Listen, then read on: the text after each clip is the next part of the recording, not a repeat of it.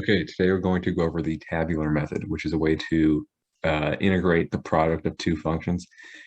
In reality, it's sort of just a shortcut or a more specialized form of integration by parts, which in fact I've dedicated a video to. And in that video, I featured the tabular method. However, I sort of skimmed over it, and then I decided I would make a new video specifically for the tabular method. So let's get into it. So as I just said, tabular method is quite simple. It is, again, a specific instance of different integration by parts. Now, to give you a quick refresher of integration by parts, you employ it when you have the integral of u dv, where they're both functions. Now, with normal tabular method, you would use, or you would equate this to uv minus v du. However, you don't necessarily have to do that with tabular method if and only if u, which is just really any one of the variable or any one of the functions, can be differentiated until one of its derivatives is equal to 0, and the other function is can be integrated indefinitely. So what you would do in that instance, if you can integrate u to 0 eventually and dv and integrate dv indefinitely, you would set up two columns, one titled u and one titled dv. Now you would create multiple rows for the many derivatives of u and the many integrals of dv. And of course you'd have alternate signs, begin with a positive, then a negative, then a positive, then a negative, and so on and so forth. Now from here, you're going to want to find the derivative of u. Let's just say that u can be derived 3 times or differentiated 3 times before it's equal to 0. You'd put u prime in the second row, first column, and then from there you differentiate it again and once more. Now at this point, I said that the third derivative of u is equal to 0. So we're just going to say that this right here is equal to 0. Now this is where you end. That's going to be your last row at the point that u is equal to 0, or one of its derivatives, I should say. Now dv, on the other hand, you're going to want to take the integral of dv and put that in the second column, and we're going to call that v. Now let's say that the integral of lowercase v is capital V. And let's say that the integral of capital V is capital V sub 1. Now you'll be able to integrate this indefinitely, as that's the only way the tabular method works. Now from here, you've got everything set up. It's incredibly simple to find the integral.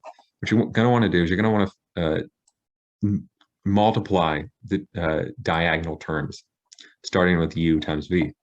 So we'll write that over here. And then we're going to take, again, adjacent terms, diagonal terms, whatever you may call them, and we're going to subtract them in this case because that's what our operand is. So not operand, I suppose operand, more sign, but that's what we're going to do. We're going to take the product of the two, which is u prime times v. And again, we're going to take the diagonal of these two. We're going to add them to the last term, and we're going to end up with plus u prime capital V 1. And I should specify that this right here should be a capital V. Now, assuming that u is differentiable 3 times, this is our final integral for u dv.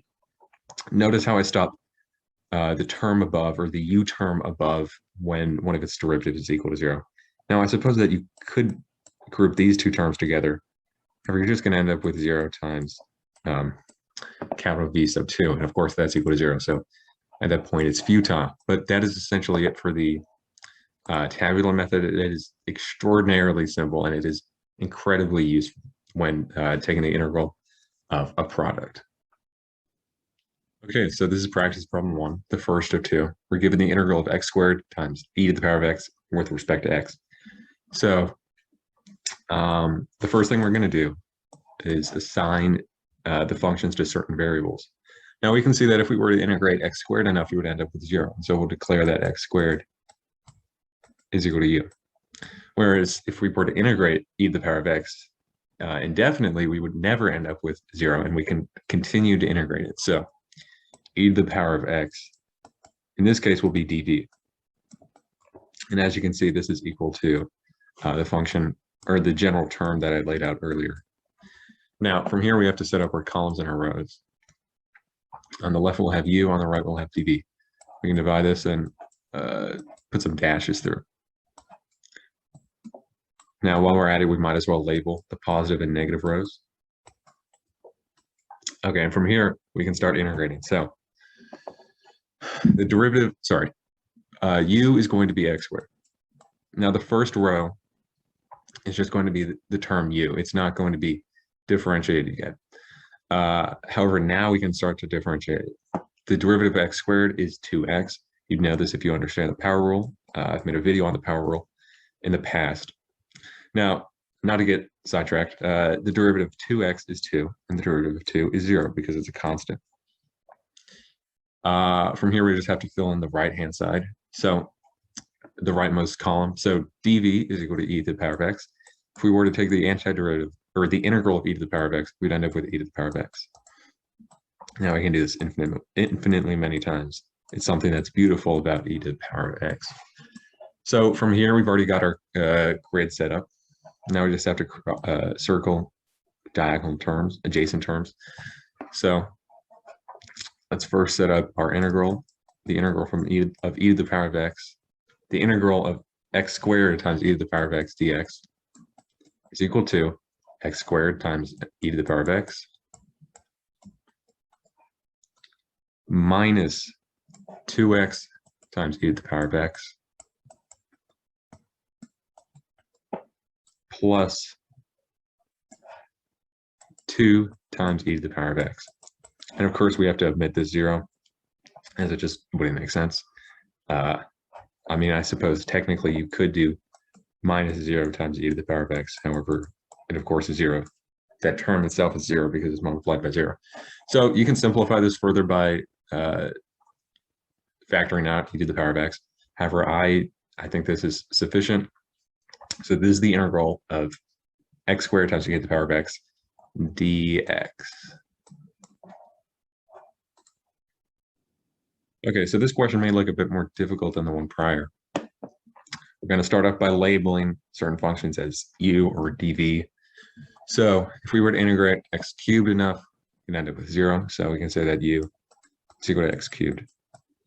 Whereas cosine 2x is infinite, can be integrated infinitely many times. And so dv is going to be equal to cosine 2x. Okay, now we can set up our grid, u dv.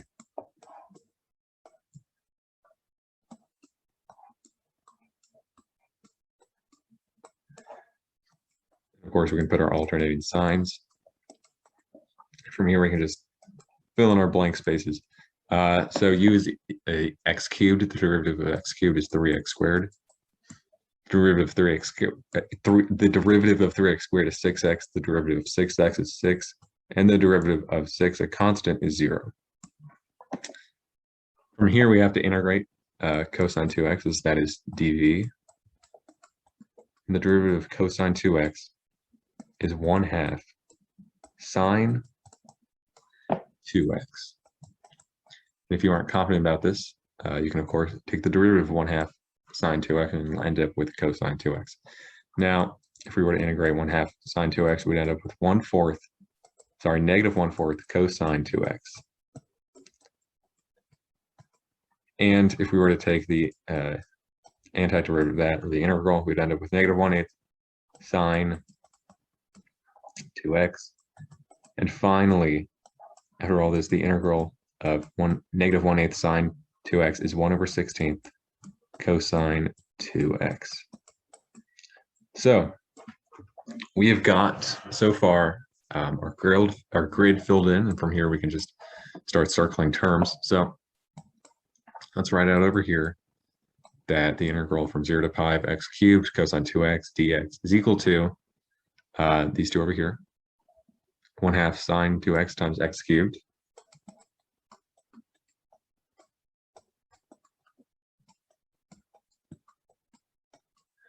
minus plus 3x squared. I forgot about this negative sign over here, as we are taking the product of these two terms. So plus 3x squared over 4 cosine 2x minus 3/4 x sine 2x, as that is the product of these two adjacent terms, minus 3/8 cosine 2x. And you may think we're done, and I wish we were done. However, this is only the antiderivative, and we have yet to fill in the bounds of this antiderivative. So give me a moment. Let me erase a few things. Okay, we are almost done with this question. All we have to do is fill in the bounds. So let's first start off with our pi. So we might as well fill that in. We can say that this equation above is equal to 1/2 pi cubed sine 2 pi. Now, sine 2 pi, or sine of anything times pi, is equal to 0. You'll know that if you've memorized your unit circle, so that we can omit this term. So we'll just say that this over here is equal to 0, plus 3 times pi squared over 4 cosine 2 pi, and cosine 2 pi is equal to 1. So we can simplify this by just saying that term is equal to 3 pi squared over 4 minus 3 over 4x pi 2x. Now, sorry, sine 2x. Now, if we were to put pi in place of x, we'd end up with sine 2x, and that, of course, is equal to 0. So this term over here is again equal to 0, minus 3 over 8 cosine 2 pi, which is equal to 1. So we end up with 3 pi squared over 4 minus 3/8. Now from here we have to fill in every instance of x with 0 and subtract the 2, as that is what you have to do when you're taking the bound of something. So minus this term over here with 0 in place of x. However, sine of 0 is equal to 0. So again, we'll omit that, plus 3 times 0 squared over 4 cosine 0. Now cosine 0 is equal to 1. However, 3 times 0 squared over 4 is equal to 0. So that term again is equal to 0.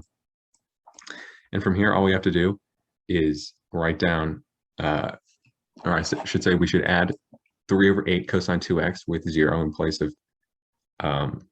of x. So we end up with 3/8 cosine 0, where cosine 0 is equal to 1. So in reality, we're just adding 3/8. So this is our final answer. We can simplify this by just crossing these two out, by combining them. And we end up with 3 pi squared over 4 as our final answer for the integral of from 0 to pi x cubed cosine 2x dx.